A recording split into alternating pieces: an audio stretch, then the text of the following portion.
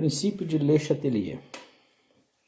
Se um sistema em equilíbrio é perturbado por uma variação na temperatura, pressão ou concentração de um dos componentes, o sistema deslocará sua posição de equilíbrio de tal forma a neutralizar o efeito do distúrbio. Muito bem. Observe os resultados obtidos para a síntese de amônia obtidos de sistemas em equilíbrio. Temperatura 600 graus Celsius, pressão total 200 atmosferas, porcentagem de amônia no equilíbrio 8,8. Mesma temperatura, 600 graus Celsius, só com uma pressão maior, 500 atmosferas, porcentagem de amônia no equilíbrio 20,8. Perceba que o aumento da pressão deslocou o equilíbrio, ou seja, formou mais amônia. Temperatura 400 graus Celsius, diminuímos a temperatura, 200 atmosferas de pressão, então nós podemos comparar com esse primeiro experimento. Porcentagem de amônia no equilíbrio 38,7. O que aconteceu? A diminuição da temperatura formou mais amônia. E baixando ainda a temperatura, 400 igual esse, só que aumentando a pressão, tá? Total porcentagem de amônia no equilíbrio 60,6. Em relação ao experimento 2, a diminuição da temperatura, tá bom? Percebe-se novamente que aumentou a porcentagem de amônia, e em relação ao experimento 3, que o aumento da pressão aumentou a porcentagem de amônia. Então nós podemos perceber que esse equilíbrio de formação da amônia, né? Nitrogênio reagindo com hidrogênio, né? Nitrogênio reagindo com hidrogênio, formando amônia. Ele é favorecido, tá certo? Por temperaturas menores e por pressões maiores, né?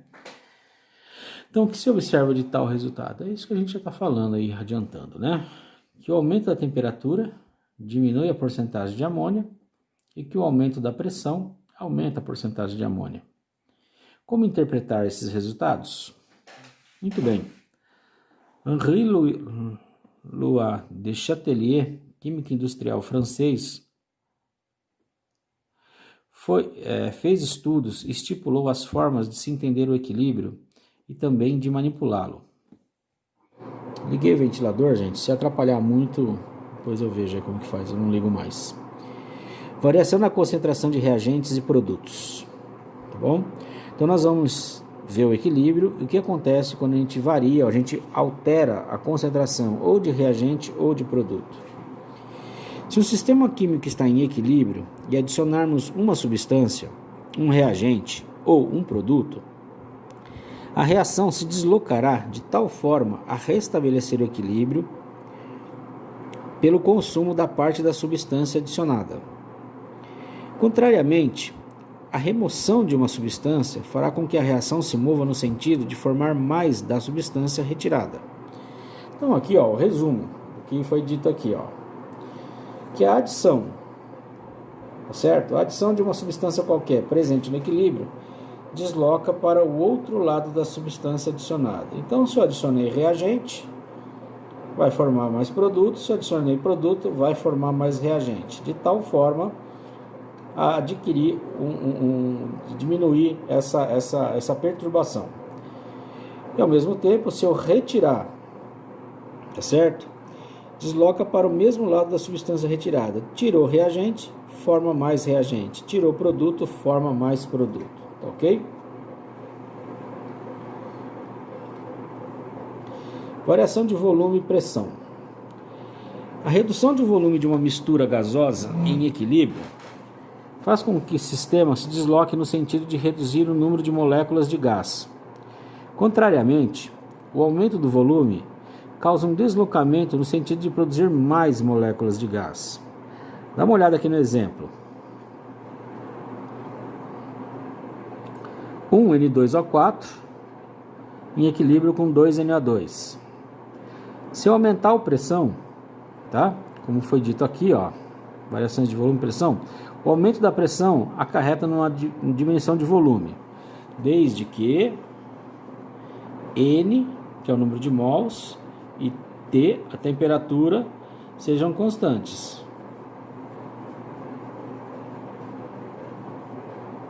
Tá bom? Então, se aumentar a pressão, vai diminuir o volume.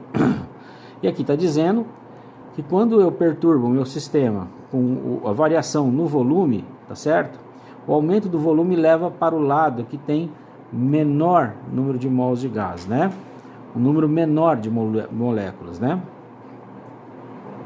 Aqui, ó, eu tenho uma molécula só e aqui eu tenho duas. O sistema está em equilíbrio. Se eu aumentar a pressão, parte dessas moléculas vão formar o reagente, porque aqui tem um menor número de moléculas.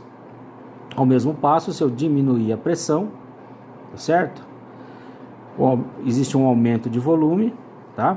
E quando eu diminuo a pressão ou aumento o volume, existe um deslocamento no sentido de produzir mais moléculas. Então, a diminuição da pressão ou aumento do volume vai deslocar para onde tem mais moléculas. No caso aqui eu tenho 2 moléculas de NO2, ok? O equilíbrio aqui, ó, 1 nitrogênio com 3 hidrogênios formando 2 amônias. Vamos entender aqueles resultados que foram expostos naquela tabela. Se eu aumentar a pressão, o que acontece? Existe uma diminuição do volume. O aumento de pressão desloca o equilíbrio no sentido de menor número de moléculas. Perceba aqui que nos reagentes eu tenho uma molécula de nitrogênio com 3 moléculas de hidrogênio, 4 moléculas. E nos produtos eu tenho 2 moléculas de amônio. Então o aumento de pressão desloca para onde tem menor número de moléculas, no caso dos produtos. Está aqui a flechinha indicando que está sendo deslocada da esquerda para a direita. Ao mesmo tempo, se eu diminuir a pressão, existe um aumento de volume. Quando isso acontece, eu desloco para o lado que tem maior número de moléculas. Os reagentes têm 4 moléculas, então o equilíbrio vai ser deslocado no sentido deles. Tá bem? Outro sistema aqui. Carbono sólido mais oxigênio formando gás carbônico. Perceba que carbono sólido não entra na expressão da constante e que o número de mols de gás nos reagentes é 1 e de produtos é 1.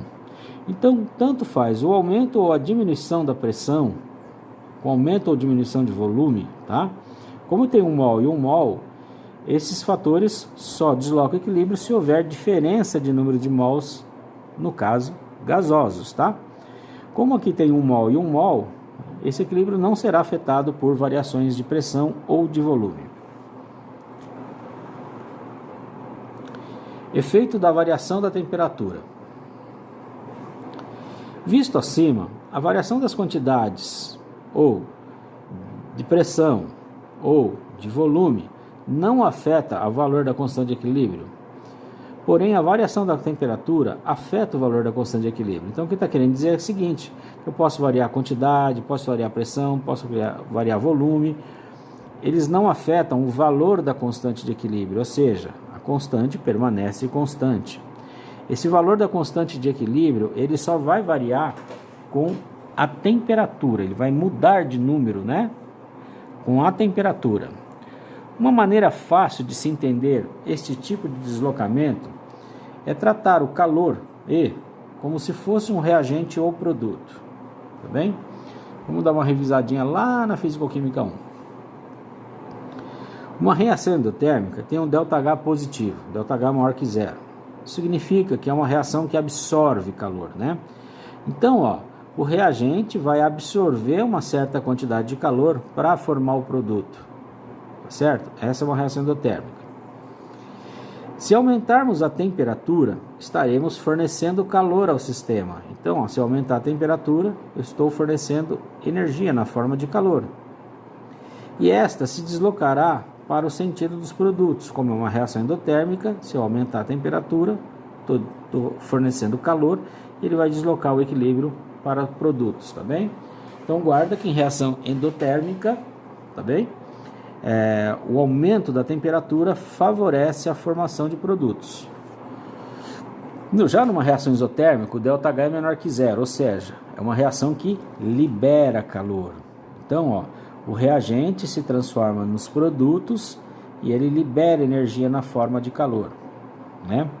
Como em reações exotérmicas o calor é um dos produtos gerados, se adicionarmos calor este fato irá deslocar o equilíbrio no sentido contrário. Então, ó, numa reação isotérmica, como ele libera calor, se eu consumisse esse calor, eu ia deslocando o equilíbrio para esse lado. Mas se eu fornecer calor, o equilíbrio vai para o outro lado, vai atrapalhar. Então, reações isotérmicas, elas são favorecidas pela retirada do calor, ou seja, temperaturas mais baixas, né?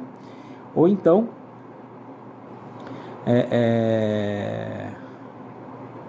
basicamente é isso. Ou então elas são atrapalhadas, né, pela adição de calor. Resumo. O aumento de temperatura ajuda reações endo e atrapalha reações exo, tá certo? Reações endotérmicas é favorecida por aumento de temperatura e desfavorecida por diminuição de temperatura. Se a constante aumentar com a temperatura, a reação é endotérmica. Reação exotérmica é favorecida por diminuição da temperatura e desfavorecida por aumento da temperatura.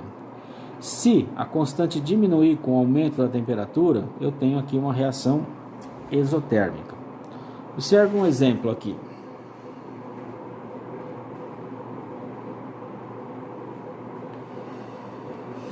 O cobalto 2 hexaidratado, tá certo? É um íon complexo de coloração rosa claro.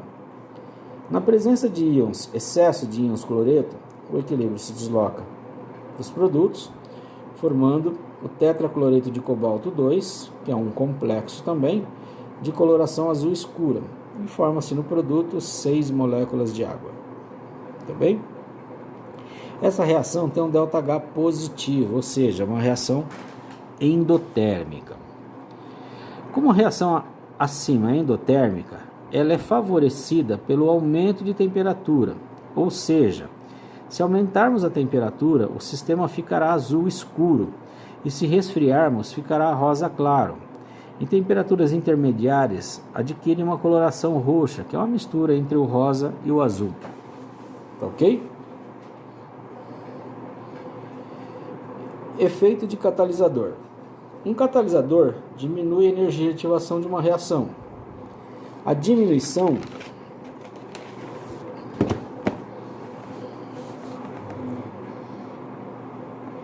é igual no sentido direto e inverso. Por este motivo, o catalisador não altera equilíbrio, só faz atingir mais rapidamente. Então está aqui um reagente, está aqui o produto, o ΔH da reação é dado por aqui, ó. Com a energia do reagente é maior que do produto, a reação é isotérmica, tá bom? O que acontece? A energia de ativação da reação direta vai do reagente até o máximo aqui onde a gente tem um complexo ativado. Tá certo? Aqui é a energia de ativação. Se eu tiver um catalisador, ele diminui a energia de ativação. Na reação inversa, a energia de ativação vai do produto até o máximo da curva. Se eu colocar um catalisador, ele diminui da mesma quantidade. Tá bem?